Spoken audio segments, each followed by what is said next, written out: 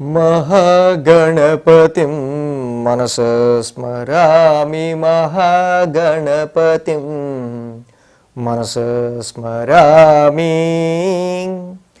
TR creations family అందరికీ నా హృదయపూర్వక ధన్యవాదాలు. సో అలాగే ఈ యొక్క మాసంలో సెప్టెంబర్ మాసంలో 7వ తారీఖు నుంచి 13వ తారీఖు వరకు కూడా, అంటే సెప్టెంబర్ మాసం 2వ వారానికి సంబంధించి వార ఫలాలు ద్వాదశ రాశుల వారికి ఏ విధంగా ఉండబోతున్నాయి ఏంటి అనేది మనం ఇక్కడ ఈ వీడియోలో చూద్దాం ఇవాళ.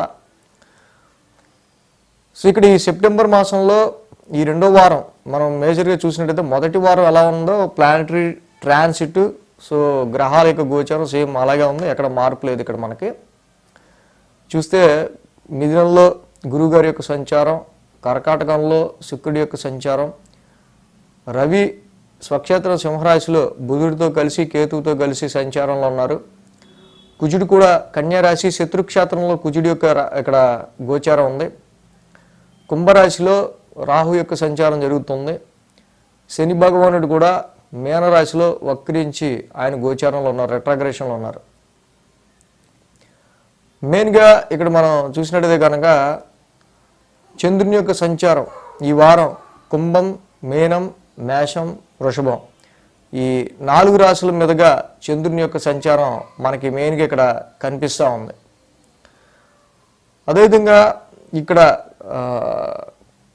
మెయిన్గా మనం చూసినప్పుడు శని కుజుల యొక్క సమసప్తమం చెప్పుకుంటూ ఉన్నాం.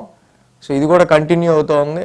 మెయిన్గా శని కుజుల యొక్క సమసప్తమం ఆధారంగా, ఈ గ్రహాల స్థితి ఆధారంగా, చంద్రుని యొక్క గమనం ఆధారంగా ద్వాదశ రాశుల వారికి సంబంధించి ఎలాంటి ఫలితాలు ఈ వారం ఉండబోతున్నాయి ఏంటి అనేది మనం ఇప్పుడు చూద్దాం.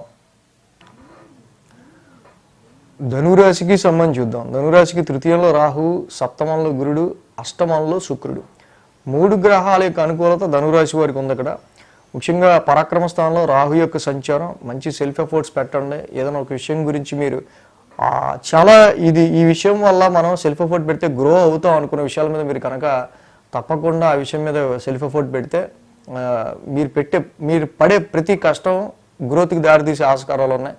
రాహు తృతీయ స్థానంలో ఉన్నారు కాబట్టి పరాక్రమ స్థానంలో చక్కగా ఆయన యోగిచ్చే స్థానంలో ఒకటి, దిగ్బలంలో ఉన్నారు కాబట్టి ఇక్కడ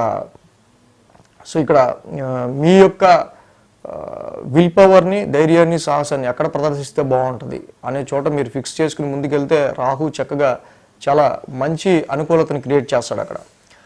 అలాగే సప్తమంలో కూడా గురువు గారి యొక్క సంచారం ముందే చెప్పా, అర్ధాష్టమ శని నడుస్తున్న సమయంలో కూడా వెన్నుదన్నుగా మీకు ఈ రాశికి చాలా వరకు కూడా మంచి బ్యాక్ బోన్గా గురుడు మిమ్మల్ని నడిపిస్తాడని. సప్తమంలో గురువు గారి యొక్క సంచారం చాలా అనుకూలమైన ఫలితాన్ని ఈ రాశి వాళ్ళకి ఇస్తుంది. అష్టమంలో శుక్రుడి యొక్క సంచారం జనరల్గా అదర్ సోర్సెస్ ఆఫ్ ఇన్కమ్కి సంబంధించిన విషయాల్లోనూ, దాంపత్య జీవితాల్లో కొంచెం అన్యోన్యతకి సంబంధించిన విషయాల్లో కూడా 8థ్లో శుక్రుడు అనుకూల ఫలితాన్ని ఇస్తున్నారు ఇక్కడ. కాబట్టి 3, 4, 5, 6 స్థానాల మీదుగా చంద్రుని యొక్క సంచారం ఈ రాశి వాళ్ళకు ఉంది. తృతీయ స్థానం నుంచి చంద్రుని యొక్క సంచారం ఉన్న పరాక్రమ స్థానంలో చంద్రుడు యోగిస్తాడు, రాహు యోగిస్తాడు. 6 సోమవారాల్లో చాలా వరకు మంచి విల్ పవర్తో మీరు ముందుకు వెళ్తారు. మంగళ బుధవారాల్లో చూస్తే కనుక అర్ధాష్టమంలో శని యొక్క సంచారం జరుగుతుంది. కొంచెం డొమెస్టికల్ అన్కంఫర్ట్స్ అనేవి ఎదురవుతూ ఉంటాయి.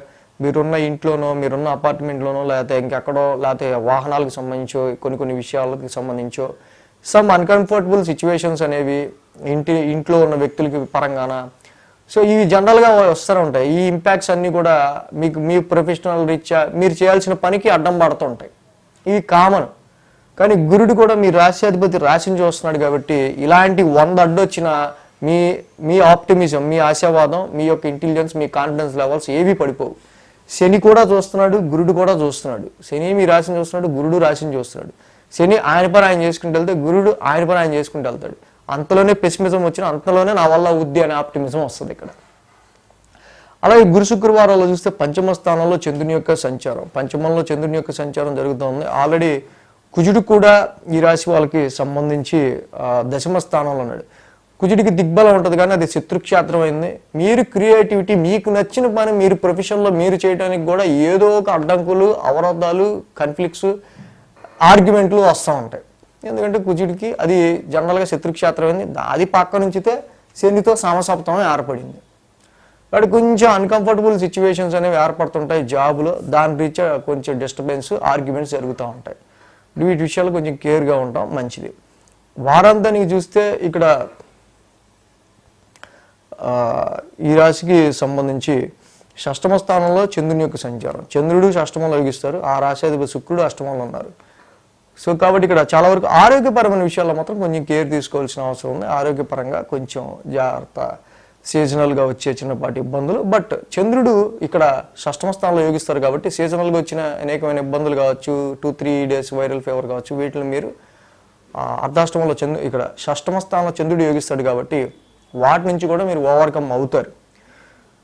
సో అలాగే ఈ ధనురాశికి మేజర్గా మనం చూస్తే అర్ధాష్టమ శని మేజర్గా చాలా వరకు డొమెస్టికల్ ఇన్కన్వీనియన్స్, అన్కంఫర్ట్ మదర్ విషయంలోనూ కలుగజేస్తూ ఉంది. ఇంకొక పాయింట్ అంటే రవి బుధ కేతువులు ముగ్గురు కూడా భాగ్యస్థానంలో ఉన్నారు. ఈ ముగ్గురు కూడా భాగ్యస్థానంలో ఉండడం వల్ల ఖర్చులు ఏమైనా తెచ్చి పెడతారు, కానీ ఇంత సంపాదిస్తున్నాం కానీ తెచ్చింది మొత్తం ఇక్కడ ఉన్న కమిట్మెంట్స్ సరిపోతుంది అన్నట్టు ఉంటుంది ఈ మంత్, ఈ వారం మెయిన్గా. ఆ విషయంలో కొంచెం కేర్ తీసుకోండి. కాబట్టి ఇక్కడ ధనురాశి వాళ్ళు ఈ అర్ధాష్టమ శనికి ప్రతి శనివారం శనికి తైలాభిషేకం చేసుకోవటం, అలాగే భాగ్యస్థానంలో రవి బుధ కేతువుల యొక్క సంచారం ముఖ్యంగా నవమస్థానంలో విష్ణు ఆరాధన ఎక్కువ చేసుకోవటం, జంట నాగులు ఉన్న చోట మంగళవారం పాలాభిషేకం చేయటం, విష్ణు సహస్రనామ పారాయణం చేసుకోవటం వల్ల చాలా అద్భుతమైన రిజల్ట్స్ ధనురాశి వాళ్ళు చూసే ఆస్కారాలు ఉంటాయి. సో ఇంకో విషయం ఏంటంటే అసలు ఈ ధనురాశి వాళ్ళకి అసలు రాశ్యాధిపతే గురుడు కదా, కానీ ఈ గురుడు ఇప్పుడు అతిచారంలో ఉండబోతున్నాడు. సో జనరల్గా అయితే ఒక సంవత్సరం ఒక రాశిలో ఉంటాడు గురుడు, కానీ ఇప్పుడు 6 నెలలకు ఒకసారి రాశి మారిపోతున్నాడు. జనరల్గా కామనే అనుకుంటారు అతిచారం, బట్ ఇది 25లో కాదు, ఇక్కడి నుంచి కంటిన్యూస్ 8 years పాటు గురుడు అతిచారంలో ఉంటున్నాడు. ఇది చాలా రేర్. 100 సంవత్సరాలుగా, 200, 900, 1000 సంవత్సరాలుగా కంటిన్యూస్గా 8 సంవత్సరాలు కంటిన్యూ గురుడు అతిచారంలో ఉండటం అనేది ఇప్పటిదాకా ఇది ఎన్లా చాలామందికి ఇది డౌట్ఫుల్, అన్డౌట్ఫుల్, చాలా క్వశ్చన్ ఇది. సో ఎలా ఉండొచ్చు ఈ గురుడి అతిచారం ఏంటి అనే దాని గురించి ఇంట్రెస్టింగ్ వీడియో కూడా మనం చేయడం జరిగింది. సో అది కూడా చూడొచ్చు. ఈ వీడియో కనుక మీకు నచ్చినట్లయితే లైక్ చేయండి, షేర్ చేయండి. మరిన్ని అప్డేట్స్ కోసం సబ్స్క్రైబ్ చేయడం మాత్రం మర్చిపోకండి.